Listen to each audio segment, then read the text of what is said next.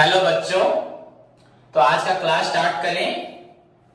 बच्चों, मैंने आप लोगों को सभी को बताया था कि लास्ट क्लास में मैंने आपको जो फाइनल अकाउंट का लास्ट नंबर प्रॉब्लम पढ़ाया था उसके बाद और नहीं करवाऊंगा, लगभग 14-15 प्रॉब्लम करवा दिया। एंड ऑलमोस्ट आपको वो जो बाकी 2-3 प्रॉब्लम थे उसके बारे में मैंने लगभग बताया है।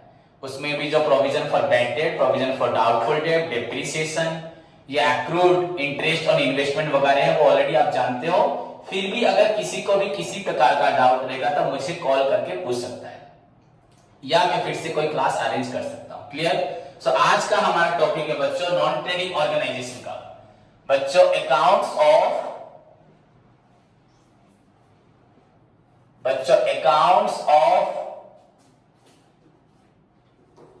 Not for profit making organization. Profit making organisation.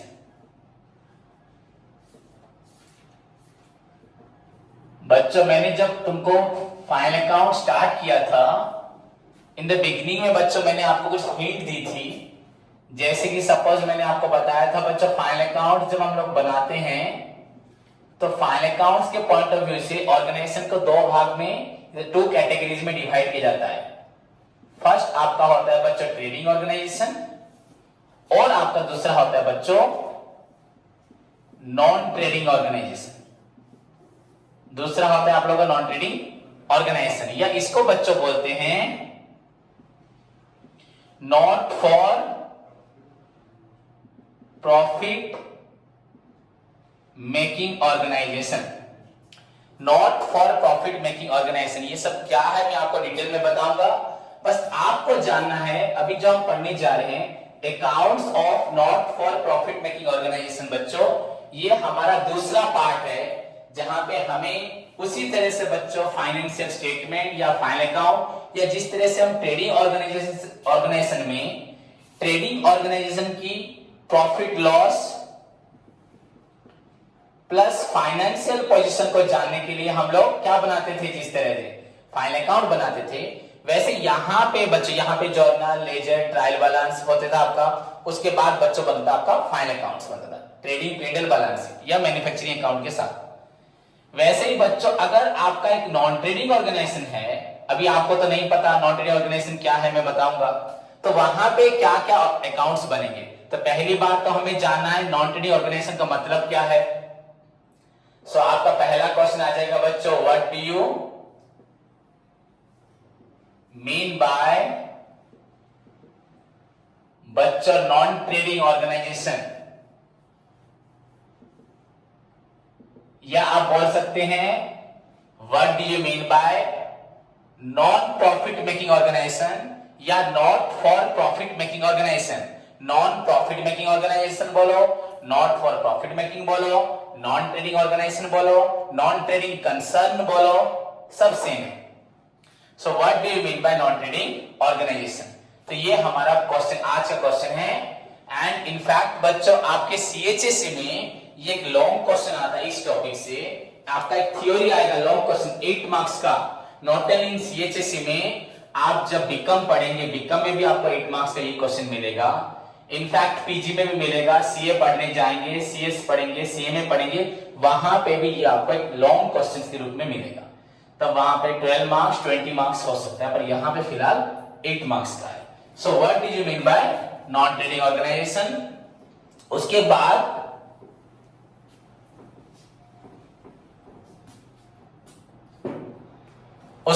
इसके अंदर आएगा बच्चों व्हाट आर द अकाउंट्स, वो मैं आपको बताऊंगा नेक्स्ट क्वेश्चन क्या है। क्या अकाउंट यहां लिखा है ना, accounts of non profit making organization, तो क्या अकाउंट्स होते हैं, फिर अकाउंट्स का मीनिंग क्या है, उनका फीचर्स क्या, सब डिटेल में पढ़ेंगे।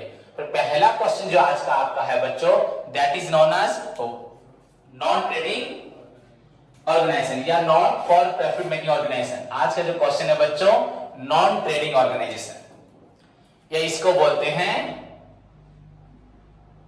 Not for profit making organization.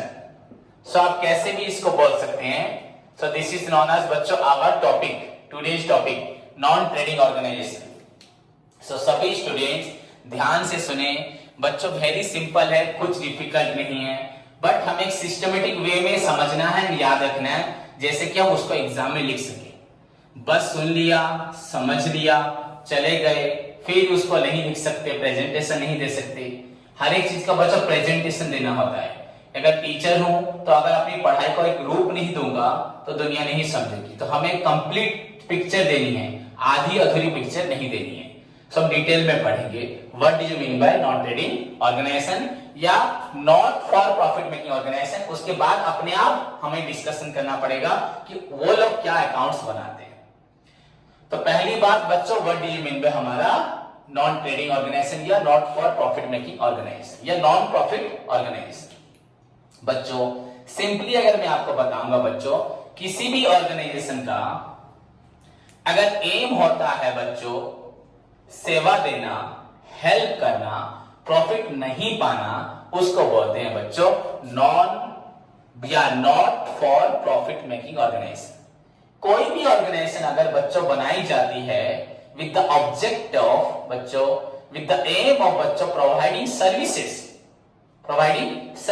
कोई भी ऑर्गेनाइजेशन बच्चों अगर उसका एम होता है समाज की सेवा करना, हेल्प करना, गरीबों को सहायता देना, कम पैसे में दे सकती है। जो चीज मार्केट में 10 रुपए का मिल रहा है, तो सपोज 8 रुपीज के सामान को 10 रुपए में बेचा जाता है ट्रेडिंग ऑर्गेनाइजेशन, तो ये 8 रुपीज के सामान को 8 में ही बेचेगी या 7 में, उल्टा तुमको कम में बेचेगी या फ्री में भी बेच सकती है। पर इनका एम कभी भी किसी तरह से भी किसी प्रकार का प्रॉफिट पाना नहीं होगा। लगभग बच्चों ये बहुत ही कम प्राइस में देगी या बिल्कुल पैसा लेगी भी नहीं। तो सिंपली बच्चों यू कैन से बच्चों नॉन ट्रेडिंग ऑर्गेनाइजेशन मतलब an organization which are made for providing services and not for making profit। कोई भी ऑर्गेनाइजेशन बच्चों अगर बनती है meant for बच्चों their aim बच्चों is to providing services not for making any profit, that is known as non trading organization।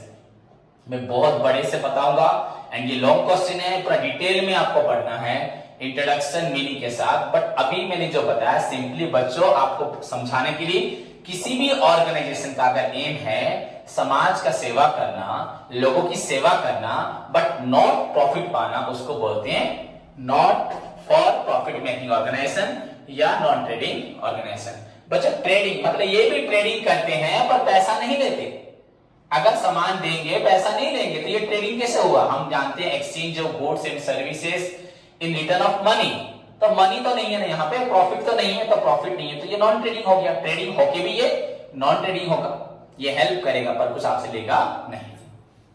Okay बच्चों, पर यहाँ पे हमें कुछ चीजें जाननी है, जैसे कि सपोज अगर तुम लोग भी इस ऑर्गेनाइजेशन का फायदा लेना चाहते हो तो पहली बात तुम्हें इसका मेंबर बनना पड़ेगा।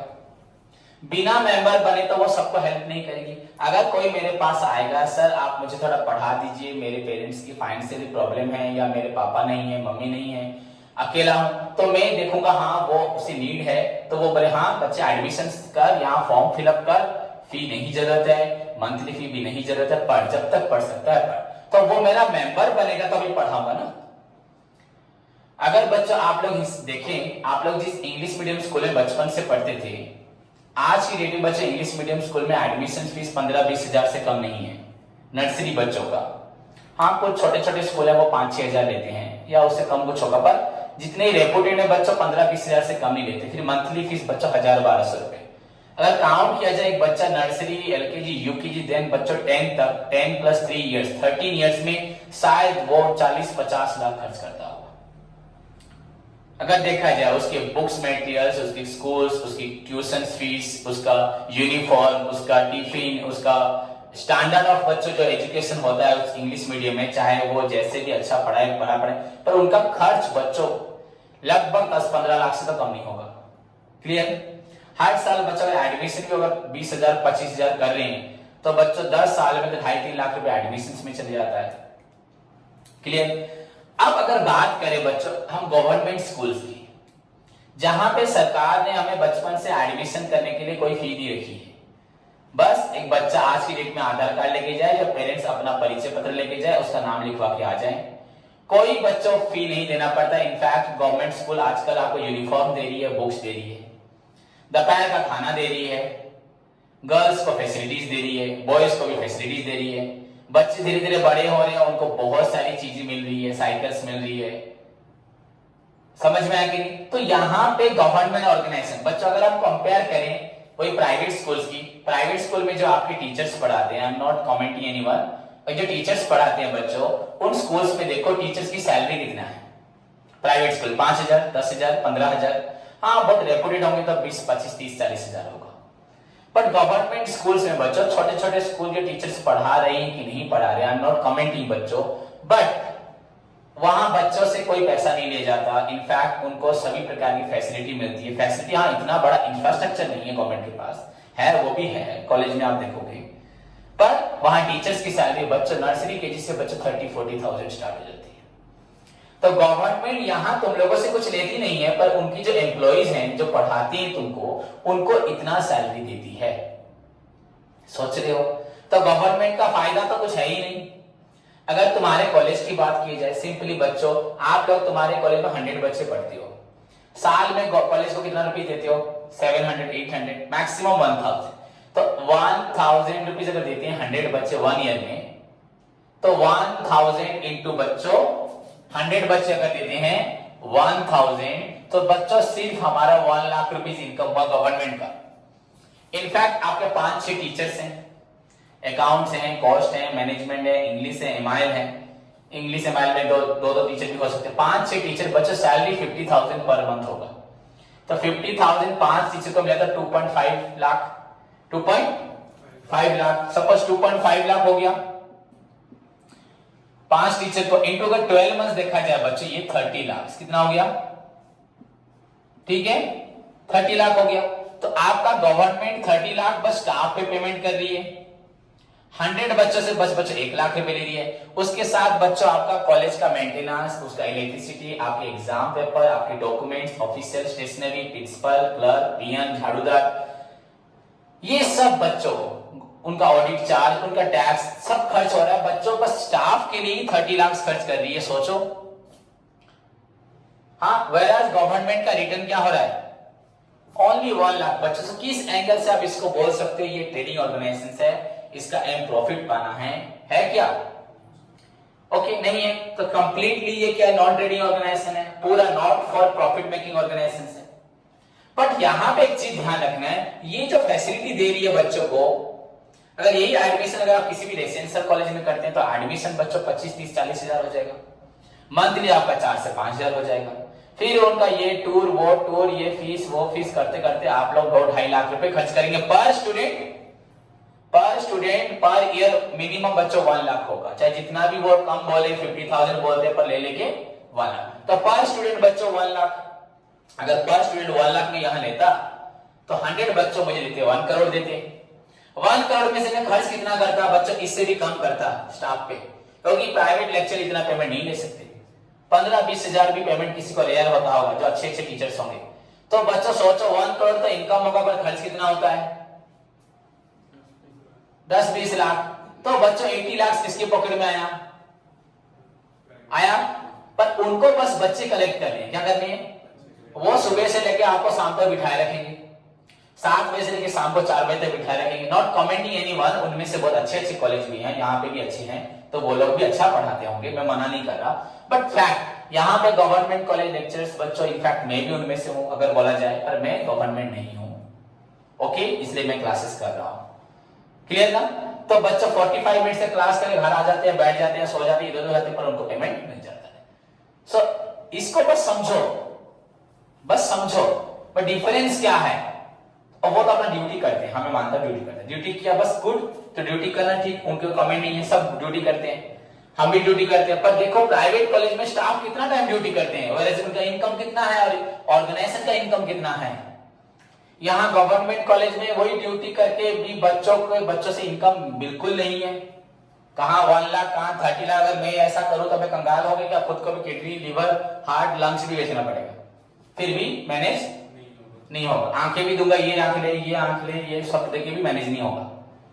समझे कि नहीं? तो डिफरेंस है। बट बच्चों ये फैसिलिटी पाने के लिए पहले ये 100 बच्चों को डीडी कॉलेज में क्या करना पड़ेगा? एडमिशन लेना पड़ेगा। बिना एडमिशन कैसे होंगे? तो ये फैसिलिटी वो किसको देगी? अपने मेंबर्स को, अपने स्टूडेंट्स को, जो वहां पे ज्वाइन करते हैं, एडमिशंस करते हैं। जो नहीं करते नहीं मिलेगा। समझ में आया कि नहीं आया? तो तुमको किसी को भी अगर इसका फायदा उठाना है, उसको पहले उस ऑर्गेनाइजेशन का मेंबरशिप लेना है। तो फैसिलिटी किसको मिलेगा? मेंबर्स को मिलेगा। क्लियर? सो अब हम लोग चलते हैं बच्चों, what do you mean by non trading organization के इंट्रोडक्शन पे। इस पे चलते हैं। तो मेरा इंट्रोडक्शन आप लोग ध्यान से सुने बच्चों, वेरी सिंपल है, बिल्कुल हार्ड नहीं है, वेरी सिंपल। ये मोस्ट ऑफ दी लोग भी पढ़ते हैं, पढ़ाते हैं, वेरी सिंपल है बच्चों। देयर आर सर्टेन ऑर्गेनाइजेशंस, याद रख लेना एक बार में। आपसे टॉपिक स्टार्ट हुआ एंड इन सिस्टमेटिक वे में मैं introduction, meaning, definitions, then accounts के बारे में बताऊंगा। पूरा परफेक्ट याद रखना है, समझे? एवरी टाइम मुझे पूछोगे, मैं इस सीक्वेंस को ही फॉलो करूंगा, मैं कभी सीक्वेंस से इधर उधर भी नहीं होगा, तुमको भी नहीं होना है। पर मुझे एग्जाम्स नहीं देना ना, मुझे मार्क्स पाना है, मार्क्स तुम्हें लेना है, फ्यूचर तुम्हें अभी बनाना है। हाँ मुझे भी बनाना है, बट अच्छा पढ़ा के, तुम्हें अच्छा पढ़ के। सो बच्चों, देयर आर, इंट्रोडक्शन में, there are certain organisation in our society whose main objective is not to earn profit but to render, but to provide, render क्या? देना, क्या बच्चों? Provide, but to render. There are certain organizations in our society whose main objective is not to earn profit but to render valuable services, valuable services to its members. किसको? To its member, मतलब to the poor section of society. यहाँ पे जो भी पढ़ रहे हैं लगभग पुअर, क्या आज तो हिंदुस्तान में नेता के बेटे भी गवर्नमेंट में पढ़ते भी होंगे, ऐसा भी नहीं है, मना नहीं, पढ़ते भी होंगे, क्योंकि सब फायदा उठाना चाहते हैं। अगर गवर्नमेंट बीपीएल में फैसिलिटी तो बड़े बड़े आदमी ले लेते हैं, लेते ही लेते हैं। तो ऐसा बोलना ठीक गलत नहीं होगा। But there are certain organisation whose main objective is not to earn profit. ध्यान दे, पाठ पढ़ रहे, बिल्कुल ना नहीं, हाँ पाठ ध्यान दे। There are certain organisation whose main objective, there are certain organizations in our society whose main objective is not to earn profit but to render valuable services to its member. या poor section of society बोल सकते हैं, but वो section of society में क्या बनेंगे? पहले member बनेंगे। क्या बनेंगे? मेंबर बनोगे, आपको हम लोग इंफॉर्मेशन देंगे, आपको हम एनकरेज भी करेंगे, आओ आप लोगों को प्रॉब्लम है तो हमारी ऑर्गेनाइजेशन के सदस्य बनो एंड हमारी ऑर्गेनाइजेशन का फायदा उठाओ। हम आपके साथ हैं, आपके विकास के लिए, आपके फ्यूचर के लिए। जो गरीब बच्चे हैं, अनाथ बच्चे हैं, विधवा औरतें हैं, जो लोग समाज में जिनके साथ अत्याचार हुआ है, जिनके हाथ पैर नहीं है, किसी बोल नहीं सकता, सुन नहीं सकता, देख नहीं सकता, ऐसे बहुत सारी ऑर्गेनाइजेशन उनके लिए विकास के लिए काम करती है। So there are certain organizations in our society whose main objective is not to earn profit but to render valuable services to its member. These are known as non-trading organization या not for profit making organization. The examples of such organization या such society बोल सकते हो बच्चों, हाँ, charitable hospitals, charitable schools, government schools, colleges, temples, sports club, cultural society, welfare society, charitable schools, colleges, जैसे Tata memorial charitable hospital है तो वो चैरिटेबल है ना, वो तो गवर्नमेंट नहीं है। तो चैरिटेबल स्कूल्स, चैरिटेबल कॉलेजेस, आपका टेम्पल्स भी है, जैसे गुरुद्वारा जाओ, वहां जाकर डेली खाने को मिलेगा। हर दिन अगर एक गरीब आदमी भी होगा, गरीब इंसान, कुछ ना हो, गुरुद्वारा में हर दिन घुस जाए, लंगर खाने को मिलेगा। पति पत्नी बेटे सुबह शाम खाके आ जाएंगे, उनका पेट भरा रहेगा, भीख मांगने की जरूरत। पर डे खाना मिलता है कि नहीं मिलता? बोला, शिरडी में खाना मिलता है कि नहीं मिलता? हाँ, 1 रुपए 2 रुपए शिरडी में लेते हैं, गुरुद्वारा पैसा लेते हैं नहीं है। हमारे अमृतसर में पैसा लेते नहीं है, बाकी दिल्ली में भी, बांग्ला साहिब में पैसा लेते नहीं है, पर एक बार मिलता है। पर अमृतसर में दिन में 2 बार दिन भर खाने को मिलता है। तो दोपहर को चले जाओ खा लो, रात को चले जाओ खाना खा लो, बिना पैसे में। मंदिर में घुसो, खाना खा के आओ। मालूम है? नहीं मालूम तो बता रहा हूं मैं। तो ये टेम्पल्स क्या है, चैरिटेबल है कि नहीं? सो चैरिटेबल हॉस्पिटल्स, सेंटेंस याद रखो, जो वर्ड्स बोलो याद रखो, एग्जाम में आएगा। Write any 3 examples of non trading organisation, guaranteed question council का। Write any 3 examples of non trading organisation. Charitable schools, charitable hospitals, government school, colleges, बच्चों sports club, cultural society, welfare society, these are the examples of non trading organisation. बस खत्म, इतना सा simple introduction. There are certain organisation in our society whose main objective is not to earn profit but to render valuable services to its member or to the poor section of society, but वो member बनेंगे। These organizations are termed as known as called as non-trading organization या not for profit making organization। कहीं की model रखो ना, याद रखो हुआ। The examples of such societies are charitable hospitals, charitable schools, government school colleges, temples, sports club, cultural society। हो गया बच्चों, और भी एग्जाम्पल ऑर्फनेज वगैरह कुछ भी दे सकते हो। हुआ ऐसे बच्चों टेम्पल भी हैं जो पैसा कमा रहे हैं, घुसते वक्त पैसा दोगे, निकलते वक्त पैसा दोगे, हर चीज मंदिर में पैसा भी कमा रहे हैं, है कि नहीं है? पर पैसे से ही चल रहा है, पर उनका नाम नहीं बनेंगे। क्लियर बच्चों? So these are known as non trading organisation, non profit making organisation, या नॉन प्रॉफिट मेकिंग बोलो या नॉन प्रॉफिट ऑर्गेनाइजेशन। क्लियर बच्चों? नाउ कम टू दी, उसके बाद क्या पढ़ेंगे हम लोग? मीनिंग। इंट्रोडक्शन के बाद हम लोग क्या पढ़ेंगे बच्चों? मीनिंग वेरी सिंपल है, बिल्कुल डिफिकल्ट नहीं है, खुद बोल सकते हो बच्चों। Very simple. an organization which is made for providing services, an organization which is made for providing services to its member but not to earn profit is known as non trading organization, non profit organization। non profit making बोलो या non profit बोलो, making बिना बोले भी बोल सकते हो। non trading तो non profit organization। क्लियर? समझ में आया? an organization which is made for providing services and not for earning profit, not for making profit is known as non trading organization। समझ में आया कि नहीं आया? तो मीनिंग हो गया सिंपल सा, ऊपर तो एग्जांपल दे चुके हैं। डेफिनेशंस बच्चों जरूरत नहीं लिखने का, बुक से आप कोई भी डेफिनेशन देख सकते हो या खुद लिख सकते हो। नॉन ट्रेडिंग ऑर्गेनाइजेशन में be defined as non trading organization may be defined as comma inverted comma start हो गया। an organization which may be defined as those organization which are not made for making profit। बस खत्म, simple. non trading organization may be defined as those organization which are made not for earning profit, which are made with the objective of providing services, which are made not for earning, जो लोग profit बनाने के लिए नहीं बने, जो organisation जो अनुष्ठान प्रॉफिट बनाने के लिए नहीं बने, उनको बोलते हैं नॉन ट्रेडिंग ऑर्गेनाइजेशन। क्लियर बच्चों? नाउ इंट्रोडक्शन, मीनिंग, डेफिनेशन में कुछ एक्स्ट्रा पार्ट ऐड करता हूं बच्चों, एक्स्ट्रा चीजें ऐड करता हूं। तो बच्चों एक्स्ट्रा क्या है देखते हैं बच्चों। जैसे कि मैंने आप लोगों को बताया, हमारा टॉपिक है अकाउंट्स। क्या है? इस प्रकार की ऑर्गेनाइजेशन क्या अकाउंट्स मेंटेन करती है? क्या ये जर्नल करती है कि नहीं?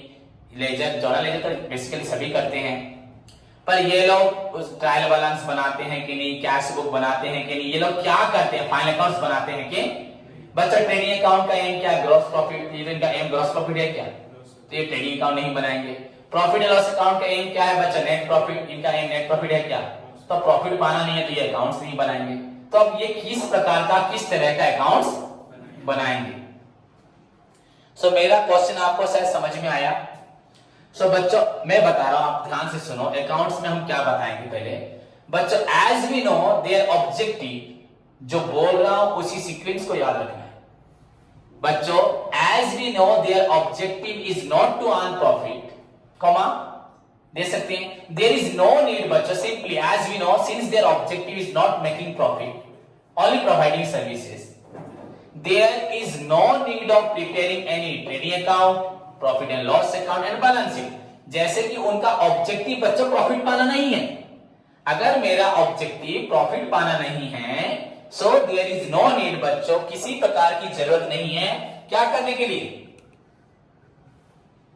बोलो, अगर मेरा ऑब्जेक्टिव बच्चों प्रॉफिट पाना नहीं है, so there is no need to prepare बच्चों any trading account, profit and loss account and balance sheet, as my objective is not trading profit, my objective is not exchanging goods in order to earn profit. मेरा aim नहीं है goods बेच के पैसा कमाना। So as their objective is not to earn profit बच्चों, there is no need to maintain any final account, financial statement, trading account या manufacturing account, trading account, profit loss account and balance sheet. समझ में आया? But in order to avoid the chances of बच्चों, in order to avoid the chances of misappropriation of goods. Suppose बच्चों हम लोग organisation दिए, हमारे तुम लोग सभी मेरे फ्रेंड्स हो, मैं भी आप लोग का फ्रेंड्स हूं, हम लोगों ने जीवन में एक सोचा कि हम लोग समाज के लिए कुछ अच्छा करते हैं। क्या करते हैं? चलो हम 10 जने मिलके क्या करते हैं, कुछ पैसा देके ऑर्गेनाइजेशन बनाते हैं जिससे समाज को हर महीने सपोज स्कूल को, एक अनाथ आश्रम को खाने पीने के लिए या बुक्स वगैरह भेजेंगे, सभी को भेजेंगे, वहां के लोगों को हमारे मेंबर बना के रखेंगे। तो यहाँ पे ये काम कौन करेगा? हम करेंगे, नहीं तो हमारे एम्प्लॉइज करेंगे। कौन करेंगे? हम लोग तो अपने काम से छोड़ के नहीं आ सकते, हाँ पैसा देंगे पर एम्प्लॉइज करेंगे।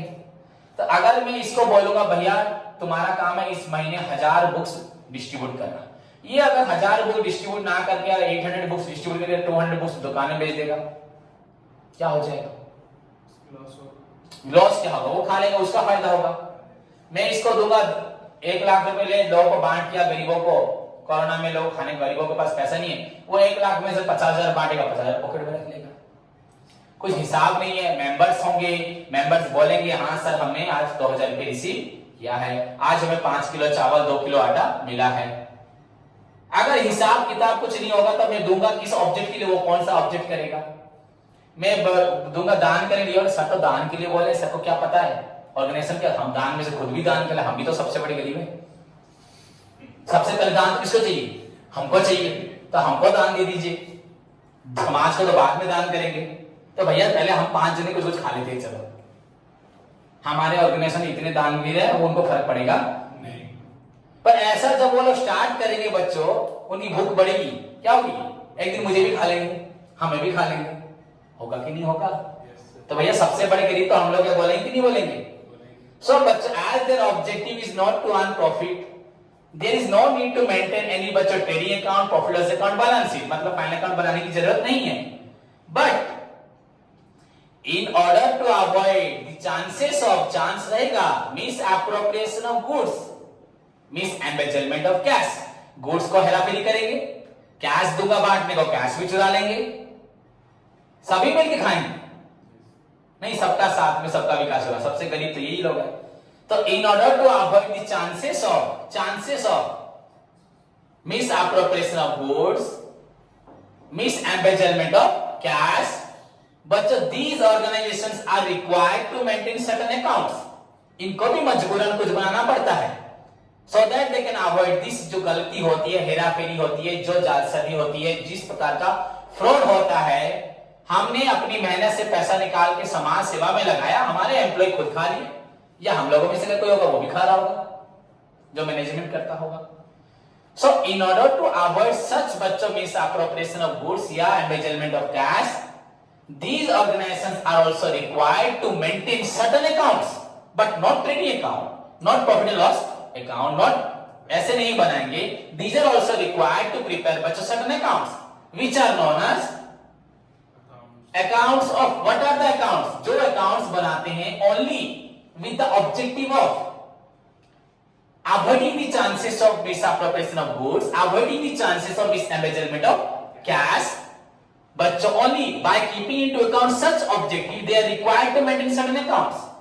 Their objective is not to find out the total profit, net profit, because they are made for providing services. समझ में आया कि उनका पहले से शुरुआती ही लक्ष्य है, उनका ऑब्जेक्टिव है, उनकी आशाएं हैं समाज के लिए कुछ अच्छा करना। तो हमारा क्या फायदा हुआ, क्या नुकसान? अगर मैं गरीब को 10 रुपए का नोट दूंगा, देख के बोलूंगा फैजान ये 10 रुपए लॉस हो गया मेरा, तो दिया ही क्यों तूने? भैया मैंने आज 50 लोगों को खाना खिलाया, मेरा बैंक बैलेंस कम, अरे खिलाया क्यों तूने?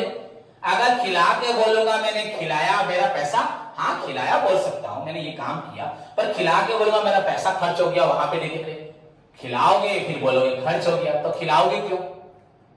सो as their objective, since their objective, main objective is not trading profit, is not to earn profit, is not to find out profit, पाना नहीं है तो there is no need to find out any profit by preparing trading P&L and balance sheet.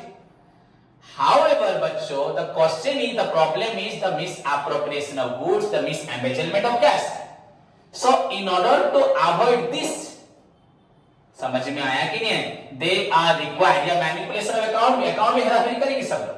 So, in order to avoid this, बच्चों, they are required to maintain certain accounts, which are known as accounts of not for profit making organization. And these are, बच्चों, exam में question इस साल आया था, what are the accounts of non trading organization? तो what are the accounts, बच्चों? वो accounts है बच्चों आपका receipts and बच्चों receipt and payment account. पहला हुआ आपका ये. दूसरा बच्चों आपका हुआ इनकम एंड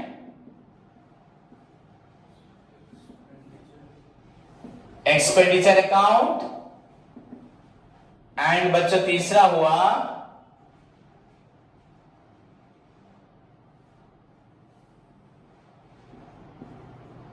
बैलेंस शीट. क्या हुआ? बस पोजीशन जानने के लिए. ऑर्गेनाइजेशन डूब तो नहीं जा रही, खत्म तो नहीं हो जा रही, ऑर्गेनाइजेशन ठीक ठाक है कि नहीं है? नहीं तो हम लोग ही लाइब्रेरी लेके चल रहे होंगे. ऐसा भी जानना चाहिए कि नहीं जानना चाहिए? सो बच्चों, एज देयर ऑब्जेक्टिव, आप इंट्रोडक्शन पार्ट के बाद ऐड करेंगे, as their objective is not to earn profit, there is no need to maintain any trading account, profit account and balance sheet या फाइनेंशियल अकाउंट या financial statements. However, in order to avoid the misappropriation of goods या misembezzlement of cash, these organizations are required to maintain certain account. These are known as receipt and payment account, income and expenditure account, and balance sheet. And बच्चों, they are also required to submit these accounts in the annual general meeting. उनका जो general meeting of the company होता हुआ at the end of the year में, उसमें उनको इन तीनों accounts को present करना पड़ेगा. तो उससे उनके जितने भी उनके मेंबर्स होंगे, उनके बोर्ड मेंबर्स होंगे, उनकी कमिटी मेंबर्स होंगे, उनको मालूम पड़ेगा कि हमारी ऑर्गेनाइजेशन कितना पैसा रिसीव करती है, कितना पेमेंट करती है, कितना आय होता है, कितना एक्सपेंड करती है, एंड अभी फिलहाल ऑर्गेनाइजेशन कैसी है, अगले साल इसको हम चला पाएंगे नहीं चला पाएंगे, या हमें कुछ फंडिंग चाहिए, हम लोग को 1000 रुपए करके हर मंथ देते हैं, हम लोग कुछ एक्स्ट्रा पैसा खुद देंगे, हमें अगर समाज के लिए काम करना है तो कुछ अपनी तरफ से कुछ एक्स्ट्रा लाके देना है, या गवर्नमेंट से हेल्प मांगना है, या किसी कलेक्टर से हेल्प मांगना है, किसी मंत्री से मांगना है, किसी कंपनी से, तो ये लोग भी उसमें इन्वॉल्व हो जाएंगे, कंपनी के सारे मेंबर, और दुनिया भी हेल्प करेगी. वर्ल्ड की बहुत सारी ऑर्गेनाइजेशन है जो तुमको हेल्प भी करेगी जब तुम लोग अच्छे काम करोगे. सो खत्म बच्चों. So these are known as receipt and payment account, आपका income and expenditure account, and बच्चों बैलेंस शीट. क्लियर? समझ में आया कि नहीं? So there are certain organisation whose main objective is not to earn profit but to provide बच्चों valuable services to its member. These are known as non-trading organization. The examples of such organizations are बच्चों charitable schools, charitable hospitals, आपका government school, colleges, temples. उसके साथ बच्चों आप लोग आपका बोल सकते हैं welfare society, cultural society, sports club, etc. Clear? So फिर आप वहीं लिख सकते हो बच्चों, an organization which is made for providing services and not for earning profit is known as non-trading organization. Definition: a non-trading organization may be defined as an organization made for providing services. खत्म हो गया. फिर extra लिखोगे, since their objective, as their main objective is not to earn profit, there is no need to maintain any बच्चों trading account, profit account, balance sheet मतलब final accounts. However, in order to avoid the बच्चों misappropriation of goods or misembezzlement of cash by its employees या members जो भी करें, it is essential for them to prepare certain accounts which are known as accounts of not profit making organization. These are receipt and payment account, second income expenditure account, and balance sheet. Finally बच्चों, the information, the resultant figure, the details of such accounts, they are required to present in the general meeting of the company for their future reference के लिए. Clear? So now मैं आपको बताया था बच्चों, question हमारा था what do you mean by non trading organisation, जिसमें इंट्रोडक्शन मीनिंग डेफिनेशन लिखते हैं. सेकंड क्या बताया था मैंने, what are the accounts. Accounts हो गया. नाउ इस अकाउंट्स को डिटेल में पढ़ना है. What do you mean by, what are its features, इसका कैरेक्टरिस्टिक कैसा है, इसको कैसे बनाते हैं. उसके बाद बच्चों हमें पढ़ना है क्या, इनकम एंड एक्सपेंडिचर अकाउंट, ये क्या है, इसका फीचर्स क्या, इसको कैसे पढ़ते हैं. फिर बैलेंस शीट हमें मालूम ही है बैलेंस शीट. सो पहला हमें पढ़ना है बच्चों रिसीव पेमेंट अकाउंट, सेकंड पढ़ना है हमें इनकम स्टेटमेंट अकाउंट, उसके बाद पढ़ना है बैलेंस शीट। क्लियर बच्चों?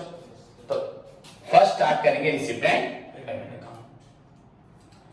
क्लियर? सभी को समझ में आया कि नहीं आया? ओके बच्चों, सिंपली मैं आप लोगों को बता देता हूं बच्चों, रिसीव एंड पेमेंट। क्या बोला? Receive and payment. तो थोड़ा बता देता हूं, कल फिर से एक्सप्लेन करूंगा अच्छे से तीनों को, पर आज थोड़ा स्टार्ट कर देता हूं। बच्चों पहली बात, आप लोगों ने अकाउंटिंग साइकिल पढ़ा है सभी ने? I told you in the previous session में, फर्स्ट ईयर में बताया था, इनफैक्ट इस साल भी बताया होगा। जर्नल आपका जैसे बुक कीपिंग में पूरा रिकॉर्डिंग ट्रांजेक्शन से हम स्टार्ट करते हैं, जर्नल, लेजर, या कोई बनाता है सब्सिडियरी बुक्स बना लेता है, देन ट्रायल वाला, देन ट्रेडिंग पी&एल वाला। तो ये आपका स्टेप से, आपको अगर छत पे पहुंचना है, अकाउंटिंग का एम है जो प्रॉफिट निकालना, वहां पहुंचना है, तो you have to go through these steps, ये स्टेजेस। फर्स्ट स्टेज जर्नल है कि नहीं है? तो वैसे ही बच्चों आपने कभी सुना था रिसीव पेमेंट अकाउंट? सुना था? आपने इनकम स्टेटमेंट अकाउंट कभी सुना था? तो ये आपने सुना ही नहीं था। तो ये तो मैंने आपको अकाउंटिंग साइकिल में नहीं पढ़ाया था, फर्स्ट ईयर में भी नहीं पढ़ाया था। बच्चों आप लोग पढ़े हो, पर एक डिफरेंट नाम है, बस नाम क्या है? क्योंकि हम फर्स्ट ईयर से जब पढ़ते थे, the main objective of accounting बच्चों is to find out the profit. नहीं, बिजनेस का एम है क्या? प्रॉफिट पाना। The main objective of accounting is a mathematical tool to find out the true profit and loss and financial position. Accounting is an art of recording, classifying, summarizing, analyzing of business transaction in terms of money or events of financial character and interpreting the results. तो हम लोग जो भी पढ़े हैं बच्चों, accounting is the language of business through which A business house can communicate with the outside world. It can provide the details of the net profit, net loss and the financial position. ये सब accounting के बारे में पढ़े हैं। तो accounting कहीं से रिलेट नहीं होता था, हमने कहीं सुना भी नहीं था कि कहीं पे बिना प्रॉफिट लॉस के अकाउंटिंग होती है। पढ़े थे क्या? सो ये सब हमने पढ़ा ही नहीं था। तो बच्चों अगर मैं बोलूं आपको receive and payment account, the simple line जो हम इसको यूज कर सकते हैं from the beginning, the meaning of this receive payment account में, receive and payment account is prepared by non trading organisation, non profit making organisation. Receive and payment account is prepared by non trading organisation बच्चों, in lieu of, क्या बोला? हाँ, instead of बच्चों, in lieu of मतलब हो रहा आपका instead of cash book. क्या? कैश बुक बच्चों किसके बदले बनाती है? Cash book. मेरी बात को सभी स्टूडेंट सुने। रिसीव एंड पेमेंट अकाउंट का पहला मीनिंग का पहला लाइन लिख सकते बच्चों, receive and payment account is prepared by non trading organisation only. और कोई बना सकता है? कोई दुनिया में बना सकता है? कोई नहीं, जो नॉन ट्रेडिंग होगी वही बनाएगी। कोई भी ट्रेडिंग ऑर्गेनाइजेशन नहीं बना सकती। अगर बोलो सब डीडी कॉलेज बनाता है तो नॉन ट्रेडिंग है। हमारा कैंसर हॉस्पिटल बनाता है, मेरा स्टूडेंट शिबू साहब अकाउंटेंट बोला था हम ये बनाते हैं, तो मैं तो नॉन ट्रेडिंग है, तो नॉन ट्रेडिंग तो बनाएगा। समझ में आया कि नहीं है? So receive and payment account is prepared by only non trading organisation in lieu of cash book, full stop. It's a real account in nature ना, नहीं। कैश बुक मतलब कैश बुक क्या है? तो रिसीव पेमेंट अकाउंट क्या हुआ? हो गया खत्म। It's a real account in nature. समझ में आया कि नहीं? सो it's debit side solve all receipts. Cash book में डेबिट में क्या था? What comes in debit? आएगा डेबिट। पी&एल अकाउंट नहीं पढ़ा रहा मैं, खर्च डेबिट होता है, नहीं आएगा debit. What goes out? So received and payment account is prepared by only non trading organisation बच्चों in lieu of cash book. It's a real account in nature. हुआ?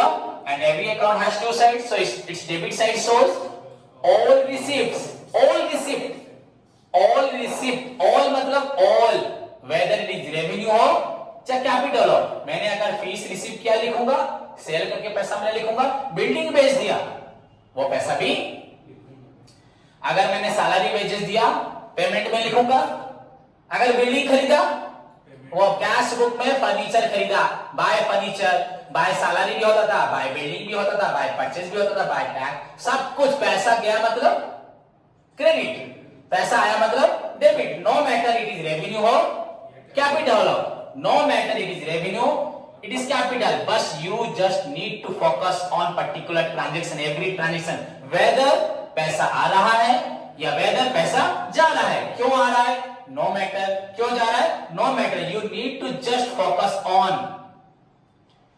समझ में आया कि नहीं? कैश कंसेप्ट पे देना है, कैश, वेदर कैश कम्स और goes, if comes then receipt side, if goes किस लिए जा रहा है, क्यों जा रहा है, छोटा खर्च, बड़ा खर्च, no need to identify the items in the terms of your revenue, capital and defer. तो जरूरत ही नहीं है, हमें जानना ही नहीं है, इसको भूल जाओ, इनकम स्टेटमेंट बैलेंस शीट को भूल जाओ, भूल जाओ trading P&L balance sheet, trading P&L balance sheet को भी भूल जाओ, इसको भी भूल जाओ। कोई भी पैसा आया रिसीव, कोई भी पैसा गया पेमेंट, कुछ भी गया पेमेंट, कुछ भी गया, बैंक में पैसा रखा, इन्वेस्टमेंट रखा, डेप्टर क्रेडिटर तो पेमेंट नहीं है, वो तो उधार है। जितना पैसा गया, डेप्टर मैंने बोल दिया गलती से, जितना पैसा गया क्रेडिट, पैसा आया डेबिट हुआ। समझ में आया कि नहीं? So receipt and payment account is prepared by non trading organisation in lieu of cash book. हुआ? कौन बनाता है? Non trading organisation. It's a real account in nature. हुआ? So it's debit side shows all receipts, all all receipts, every receipts, and credit side shows बच्चों every payments, all payments relating to current year, past year, future year। बच्चों suppose मैंने अगले साल का payment आज कर दिया, पेमेंट तो किया है ना, नो प्रीपेड, मैंने 2019 का पेमेंट नहीं दिया था स्टाफ को, वो आज पेमेंट किया, नो आउटस्टैंडिंग, मैंने पैसा दिया तो लिखूंगा, पैसा नहीं दिया तो बस। You need to focus on cash आ रहा है, कैश जा रहा है, no outstanding, no prepaid, no accrued, no advance, no adjustment, nothing. Simply you need to find out whether cash comes in, you saw it in the receipt side, whether cash goes, payment side, whether relating to this year, last year, future year, any subsequent year, any past year, no matter, you just need to focus on receipt and payment. It's not a P&L account that shows the only this year profit, this year expenses incomes. No. So receipt and payment account is prepared by non-trading organization only in lieu of cash book. It's a real account in nature. So its debit side shows बच्चों, debit side shows and बच्चों credit side shows all payments.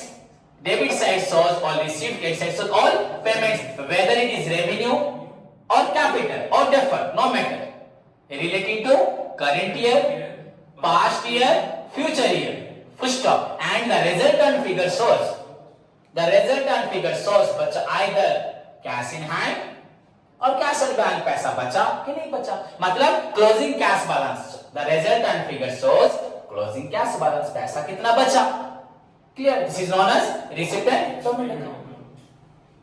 तो meaning हो गया, खत्म। और सभी students को अच्छे से समझ में आया।